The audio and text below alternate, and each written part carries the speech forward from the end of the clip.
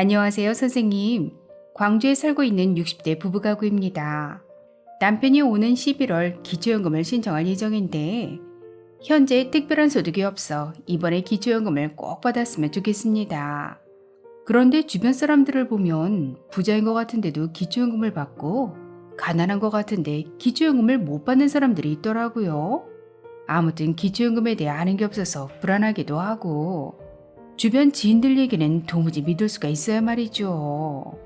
기초연금을 받기 위해선 무엇을 조심해야 할지 자세한 설명 부탁드립니다.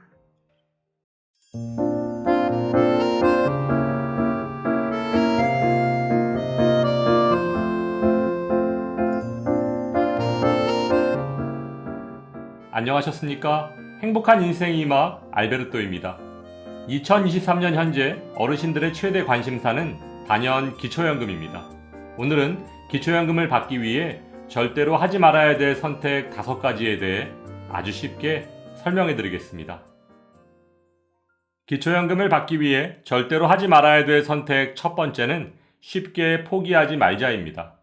자녀의 소득과 재산이 많아서 기초연금 신청을 포기하신 분, 사업자 등록이 있어서 기초연금 신청을 포기하신 분, 임대소득이 있어서 기초연금 신청을 포기하신 분, 국민연금을 많이 받아서 신청을 포기하신 분, 우리 주변에는 이런 여러 가지 이유 때문에 기초연금을 신청조차 하지 않으신 분들이 의외로 많습니다.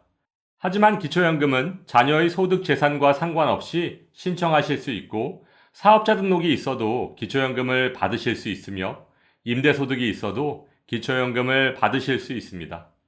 또한 국민연금을 아무리 많이 받아도 기초연금의 최대 50%까지 감액될 수는 있지만 기초연금 신청 자격이 제한되는 것은 절대 아닙니다. 따라서 만 65세 이상 어르신들께서는 묻지도 따지지도 말고 기초연금을 무조건 신청하셔서 본인의 정확한 소득 인정액을 확인하시기 바랍니다. 그래야 이번에 탈락했어도 대책을 세워서 내년에 다시 신청할 수 있으니까요. 기초연금을 받기 위해 절대로 하지 말아야 될 선택 두 번째는 기초연금을 받기 위해 현금을 찾지 말자입니다. 기초연금 신청하시면 신청인과 그 배우자의 금융재산에 대해 신청 전 3개월 동안의 평균 잔액을 소득 인정액에 반영하고 있습니다. 그래서 일부 어르신들께서는 기초연금을 신청하기 3개월 이전에 현금을 찾으시거나 자녀 명의로 된 통장으로 계좌 이체를 하시는 경우가 있는데요. 그럼 어떻게 될까요? 기초연금을 받으실 수 있을까요? 정답은 다 걸립니다. 고의적인 재산의 축소와 자녀에게 편법 증여를 통해 기초연금 부정수급을 방지하기 위해서 2011년 7월 1일 이후에 처분된 재산이나 금융거래 내역 등을 모두 조사하고 있습니다. 따라서 증빙자료를 제출하지 못한다면 어르신들의 재산에 그대로 반영됩니다. 정말 조심하시기 바랍니다. 기초연금을 받기 위해 절대로 하지 말아야 될 선택 세 번째는 자녀에게 명의를 대여하지 말자입니다. 대부분의 어르신들이 자녀의 부탁으로 통장이나 사업자 등록의 명의를 빌려주신 경험이 있으실 텐데요. 기초연금을 신청하면 명의를 빌려줘서 자녀가 벌어들인 사업소득이나 통장의 거래 내역이 모두 부모님의 소득 인정액에 반영됩니다. 즉, 부모님의 재산과 소득이 늘어나게 되는 거죠. 실제로 이런 명의 대여 때문에 기초연금에서 탈락하신 분들이 의외로 많으십니다. 또한 명의 대여를 통한 소득은 대부분 불법, 편법이기 때문에 실제로 소명할 수 있는 방법이 없다는 것이 가장 큰 문제인데요. 이런 경우도 있습니다. 자녀가 승용차를 구입했는데 보험료 절감을 위해 부모님과 공동 명의로 차를 등록하는 경우인데요. 만일 4천만 원인 고급 승용차를 부모님 1%, 자녀 99%의 지분율로 등록했다면 기초연금 계산 시 어떻게 반영될까요? 4천만 원의 1%인 40만 원만 부모님의 재산으로 인정될까요? 정답은 100% 부모님의 재산으로 반영됩니다. 따라서 부모님께서는 4천만 원 이상의 고급 자동차를 소유했기 때문에 기초연금 바로 탈락하게 되시는 겁니다. 자식 보험료 몇 푼 아끼려다 부모님 기초연금이 통째로 날아가는 경우가 실제로 우리 주변에서 자주 일어나고 있습니다.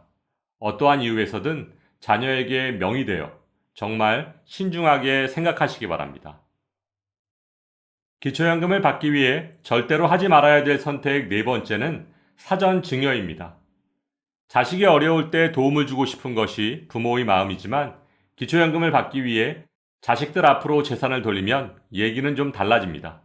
그렇다면 과연 기초연금 신청 전에 자식들에게 재산을 증여하면 부모의 재산이 줄어들어서 기초연금을 받을 수 있을까요?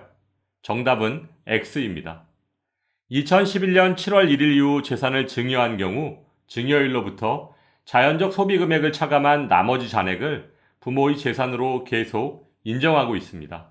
쉽게 말해 증여한 재산은 단독 가구의 경우 월 221만 7천 원, 부부 가구의 경우 월 270만 원씩 증여 금액이 자연적 소비 금액으로 감소한다는 말인데요.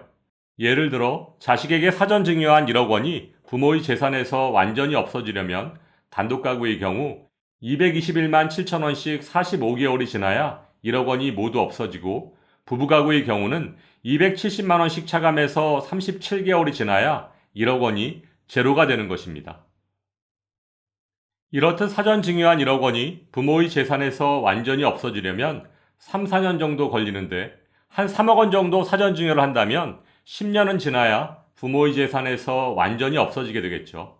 기초연금을 받기 위해 편법으로 재산을 증여했다가 실제로 재산이 줄어들지 않아서 기초연금도 못 받고 돈 잃고 자식 잃고 건강까지 잃을 수 있다는 점 명심하시기 바랍니다.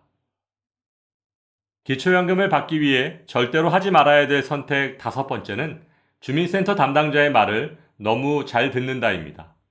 기초연금을 준비하는 어르신들께서는 대부분 복지로 모의계산 프로그램이나 주민센터 담당자에게 문의하시는 경우가 많으십니다.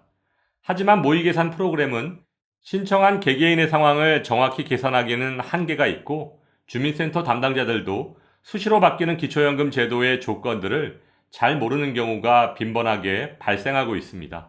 따라서 보건복지부에서 제공하는 모의계산 프로그램이나 주민센터 담당자들의 말을 무조건 믿지 마시고 스스로 관심을 가지고 공부하셔야 불이익을 줄일 수 있습니다. 오늘 선생님의 설명을 듣고 나니 머릿속이 좀 정리가 되는 것 같네요. 아직 시간이 좀 남았으니까 알베르토 쌤 강의 들으면서 차분히 준비하겠어요. 친절하고 정확한 답변 정말 감사드립니다. 오늘은 기초연금을 받기 위해 절대로 하지 말아야 될 선택 5가지에 대해 말씀드렸는데요. 끝까지 포기하지 마시고 신청하셔서 좋은 결과 있으시길 바라며 오늘도 알베르토가 어르신들의 행복한 인생 2막을 응원하겠습니다. 행복한 하루 되세요.